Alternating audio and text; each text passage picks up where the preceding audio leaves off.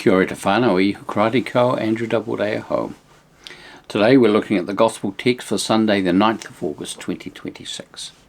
It's Matthew chapter 14 verses 22 through to 23. So we pick up the narrative. Immediately Jesus made the disciples get into the boat and go ahead to the other side, while he dismissed the crowds. And after he dismissed the crowds, he went up to the mountain by himself to pray. When evening came, he was there alone, but by this time the boat, battered by the waves, was far from the land, for the wind was against them. And early in the morning he came walking toward them on the sea. But when the disciples saw him walking on the sea, they were terrified, saying, "It's a ghost!" And they cried out in fear. But immediately Jesus spoke to them and said, "Take heart, it is I, do not be afraid." Peter answered, "Lord, if it's you, command me to come to you on the water." He said, "Come." So Peter got out of the boat, started walking on the water, and came towards Jesus. But when he noticed the strong wind, he became frightened, and beginning to sink, he cried out, "Lord, save me." Jesus immediately reached out his hand and caught him, saying to him, "You have little faith, why did you doubt?" When they got into the boat, the wind ceased, and those in the boat worshipped him, saying, "Truly, you are the Son of God." Jesus walking on the water is related in Matthew, in Mark, and, interestingly, not in Luke, but in John's Gospels. And the only one where Peter gets out of the boat is here in Matthew. So we're going to focus on that just for our little time today. I want us to notice that it is Peter who gets out of the boat. With Peter, we know him for being impetuous. And it is an act of impetuosity, but it's also an act of huge courage. It's likely that even though he's a fisherman, he can't actually swim. But by this time in the narrative, he knows Jesus' capacity. He's seen Jesus fill 2 boats with fish in the middle of the day, because they actually did pretty well most of their fishing on the lake at night. It's when they caught the most. And Peter has learned to trust Jesus. It may be that there's a part of him that concludes that Jesus has a special gift. Peter's been on the water all his life. He's seen insects walking on it. Why might Jesus not be able to do the same thing? And if Jesus can, because clearly he can see that he is, perhaps I, Peter, can also. And maybe this is just fleeting, cycling through his mind.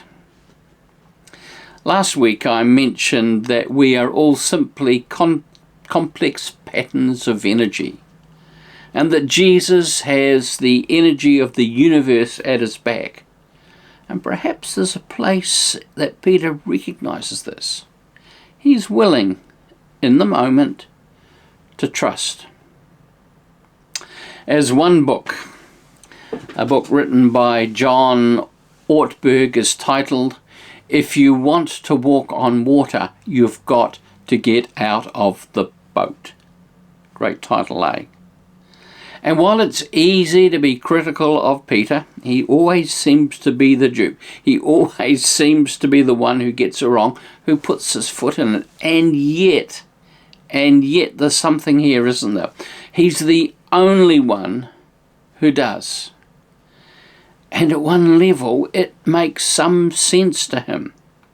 If Jesus the carpenter can do it, why can't he, Peter the fisherman, do it? If Jesus, the landlubber, can handle the movement of the water, why can't he, born with sea legs, handle the movement of the water? He doesn't take time to think about it too deeply. And perhaps this is part of the secret. We often think about things too deeply to the point that we become paralyzed and frozen and don't do what might be the most life-giving things that can actually come before us. He gets out of the boat and he starts to walk. All good so far. He has his eyes on Jesus. Jesus' gaze holds his gaze, and it keeps him on top. And then perhaps I'm imagining what this is like with the water going up and down. And perhaps Jesus and he momentarily dip and the sea rises between them. Perhaps they momentarily lose eye contact. And Peter looks around and the full reality of where he is strikes him. He does the most natural thing in the world. He panics. Can you feel it? I can. I can feel it. I can have a clear sense of what that might be like. Who wouldn't? Jesus reappears.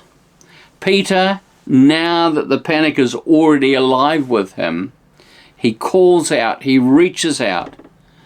Jesus takes him by the hand and pulls him back up.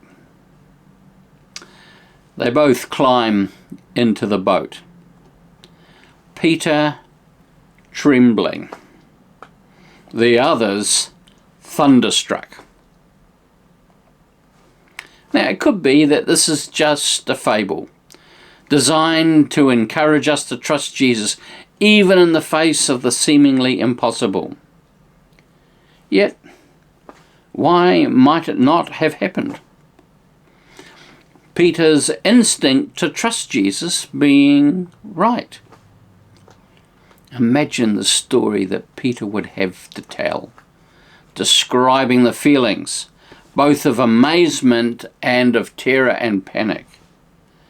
And maybe not telling it again, because he doesn't want to relive the awful bits, or the humiliation. Yet I suspect that part wouldn't have bothered him overly. And what we see is Jesus calling Peter into more, into being more, into being willing to risk himself, willing to trust Jesus with the more, inviting Peter to allow himself to risk failure, while momentarily experiencing the exhilaration of success, of actually walking on water. How often do you step back? How often do I step back? A lot. Out of fear of failure, out of fear of not being enough, in spite perhaps of Jesus telling me that I can.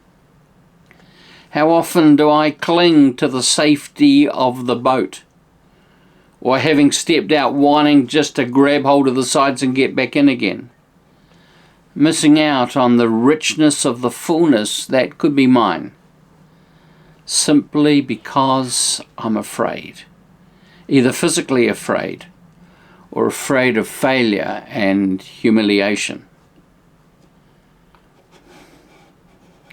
When the invitation is to step out of the boat, away from my comfort zone, away from my area of competence or of expertise, or I suspect more often of control, and simply to trust, to continue to keep my eyes on Jesus.